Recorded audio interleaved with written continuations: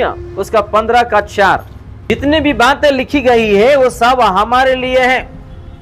जो पवित्र शास्त्र में लिखी गई है वो हमारे लिए है कि हम धीरज से आगे बढ़े, प्रभु के लिए जिए और खड़े हो सके, ताकि प्रभु हमको आशीष दे। आपको इस दुनिया में इंसान आपको एक छोटा चीज देके खुशी दे सकता है। चाहे किसी का बर्थडे हो रहा है, छोटा गिफ्ट देके उसको खुशी करने के लिए छोटा बर्थडे में गिफ्ट दे सकते हैं, या कपड़ा देके खुशी कर सकते हैं, बाइक, सोना चांदी जो भी देके आपको खुशी में रह सकते हैं, लेकिन सदा काल तक नहीं, अनंत जीवन तक नहीं। हालेलुया। वो आनंद यीशु के पास है, वो खुशी उसके पास है जो इस दुनिया में कोई दे नहीं सकता है। आज आप और मैं यहाँ पे आए, किस लिए आए बताइएगा? इसलिए आए हैं कि हम सोना चांदी पाने के लिए, बड़ा इंसान या और अमीर बनने के लिए यहाँ नहीं आए हैं। हम एक चीज के लिए आए कि हमारा जीवन उद्धार पाए और हमारे जीवन में प्रभु शांति दे, आनंद दे, अपने परिवार के साथ हम खुशी में रहे और जी सके। हालेलुया। आप और मैं आज जो भी वचन देखते हैं, आज धीरज के बारे में देख रहे हैं। आप गलती से भी अपना मुंह को गंदा मत करो, या किसी का विरुद्ध बात मत करो, या अचानक किसी के साथ जाके लड़ाई झगड़े में या और चीजों में फंस मत जाओ, क्योंकि हम चुने हुए लोग हैं। हम चुने हुए लोग हैं। प्रभु शांति दिया है, आनंद दिया है, बुद्धि ज्ञान दिया है, पवित्रता दिया है। हमारा मुंह से, अपना शरीर से, अपना परिवार से, अपना जीवन से एक भी अपवित्रता ना होने के लिए कभी भी नहीं देना मौका शैतान को और इंसान को भी। शैतान आपको आपके आमने सामने आकर के दिखाई नहीं देगा, बात नहीं करेगा।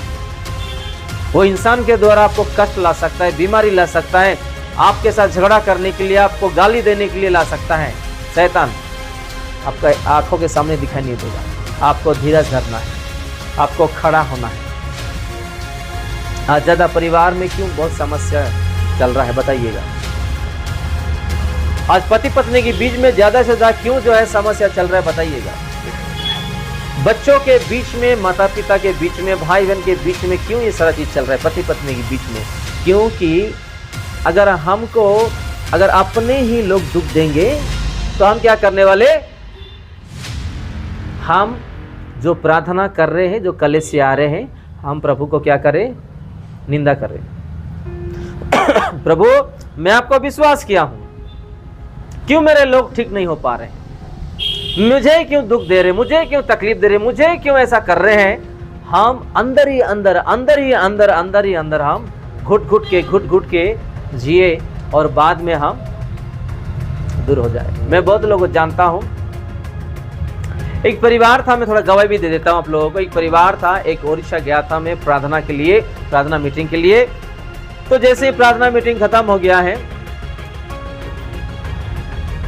उन लोग उसका घर लेके गए प्रार्थना के लिए, और उन लोग उसी दिन मेरे हाथों के द्वारा ऑटो नया लेकर के आए थे।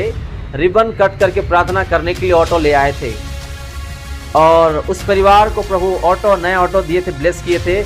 मैं उस ऑटो को प्रार्थना किया, रिबन कटा, और उस परिवार को कुछ प्रार्थना करके टिप्पणी देके मैं आ गया।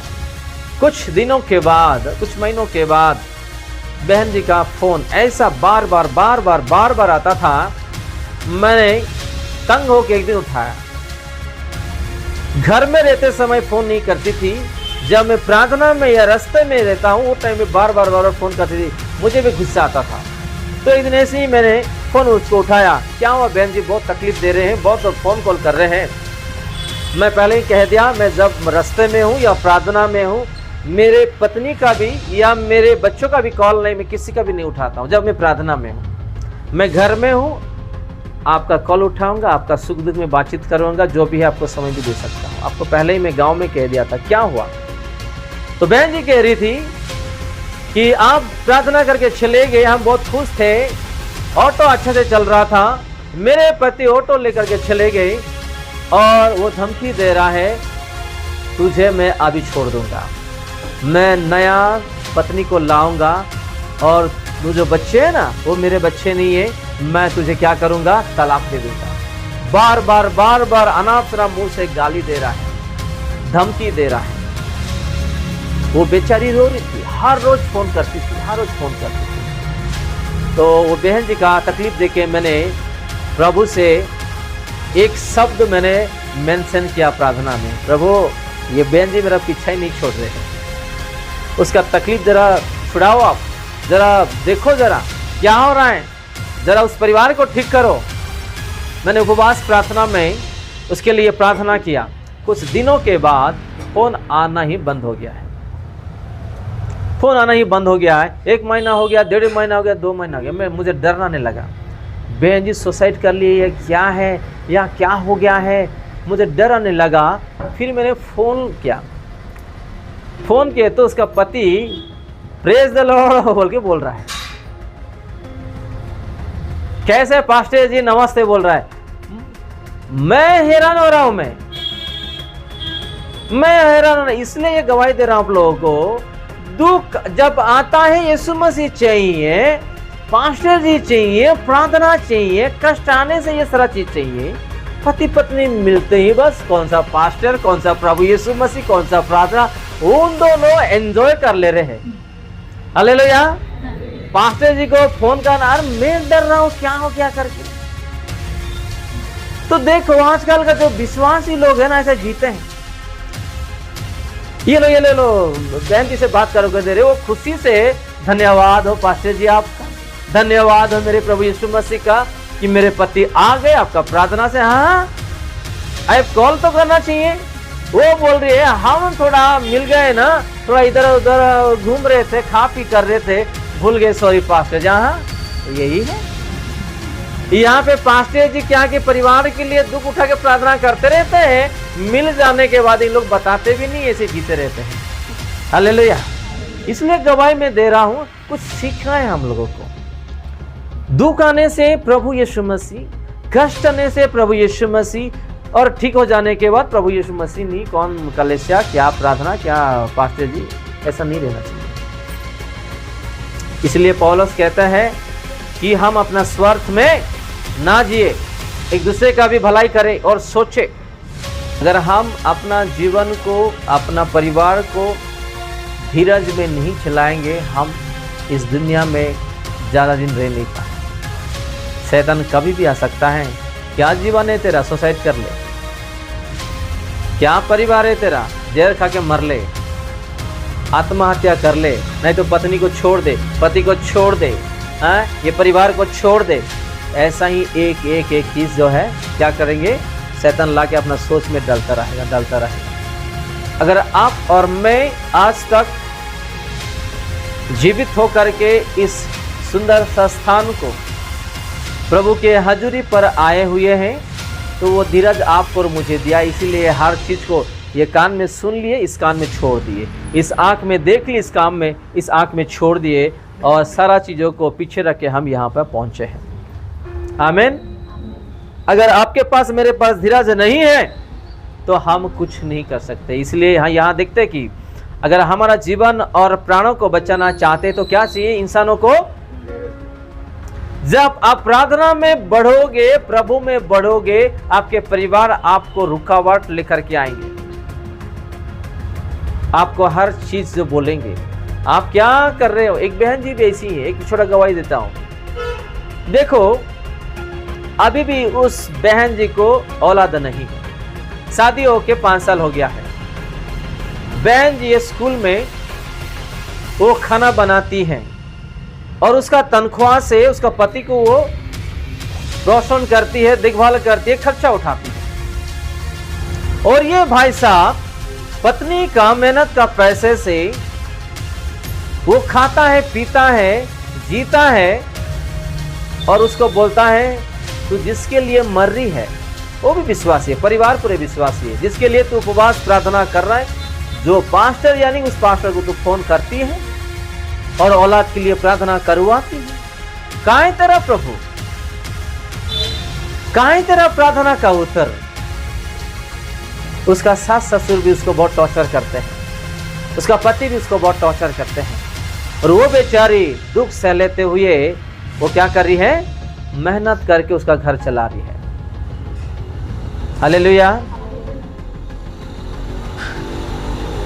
यहां लिखा है धीरज जब अपने जीवन में होगा ना, हमारा सब कुछ ठीक होगा। उसको जो लोग निंदा कर रहे हैं ना, उस बहन जी को, उस बेटिया को बोला मैंने कि भाई आज तेरे लोग जो तुझे सुना रहे अपने मुंह से, तुझे सुन रहा है कान में ना, वही कान सुनेगा, वही मुंह एक दिन बंद हो जाएगा। तो जरा धीरज रख। रोते हुए वो घर में अगर किसी को पास्टर्स को फोन करेंगे ना, उसको डांट सुनना पड़ता है। तो वो बहन जी, वो बेटियां क्या करती है, जब स्कूल में जाती है पकाने के लिए, छिप छिप के पास्टर्स को फोन करते हैं और प्रार्थना करवाते हैं।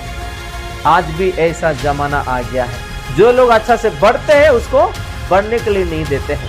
जो लोग अच्छा से प्रार्थना करते हैं उसको प्रार्थना करने के लिए नहीं देते। जो लोग कलीसिया में आते हैं, कलीसिया में आने के लिए लोग नहीं देते। जो लोग वचन पढ़ते हैं, वचन पढ़ने के लिए भी नहीं देते। जो लोग मन फिराते हैं, मन फिराने के लिए भी किसी को नहीं देते। ये सारा चीज जो है आपने को सीखना है, सीखना है। आज कुछ अवार्ड मिलने से हम फोटो खींचते हैं, स्टेटस में लगा देते हैं, अपने लोगों को बोलते हैं कि नहीं।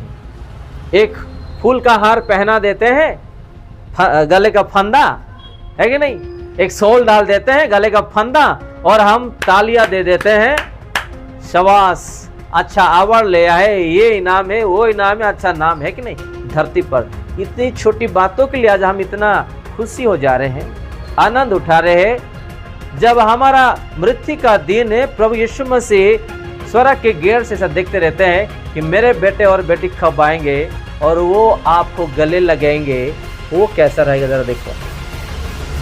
Hallelujah, hallelujah.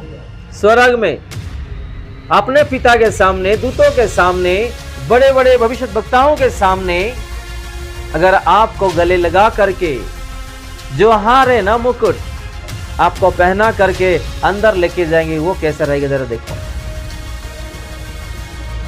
आज लोग जो है केवल संसार के लिए जी रहे हैं, संसार के लिए आज जो है चिंता करते हैं कि मेरे बच्चों के लिए मैं कैसा मेहनत करूं ताकि आने वाले दिनों में उसका फ्यूचर बन पाएगा। अरे फ्यूचर आप नहीं बना पाओगे, वो बनाएगा। हालेलुया, वो बनाएगा, वो फ्यूचर वो बनाएगा। मैं भी भाग रहा था, प्रमोशन के लिए प्रमोशन मिल गया है, सैलरी इंक्रीमेंट के लिए सैलरी इंक्रीमेंट मिल गया, कुर्सी के लिए कुर्सी मिल गया, लेकिन मेरे जीवन में क्या नहीं था, प्रभु यीशु मसीह नहीं थे, और शांति, आनंद और प्रेम नहीं थे। मेरे पास बुद्धि ज्ञान नहीं था। लेकिन आज दुनिया का धन दौलत से ज्यादा मेरे पास धन दौलत देने वाले, बनाने वाले प्रभु यीशु मसीह है। एक दिन मैं शांति के लिए ढूंढ रहा था, आनंद के लिए ढूंढ रहा था, अच्छे से जीने के लिए ढूंढ रहा था, कोशिश कर रहा था, क्योंकि मैं प्रभु से दूर था। आज स्वयं प्रभु क्या किए मेरे जीवन में, मेरे परिवार में वो भर दिए। बीच बीच में शैतान डिस्टर्बेंस लाएगा, लेकिन प्रभु उसको निकल के बाहर फेंक देंगे।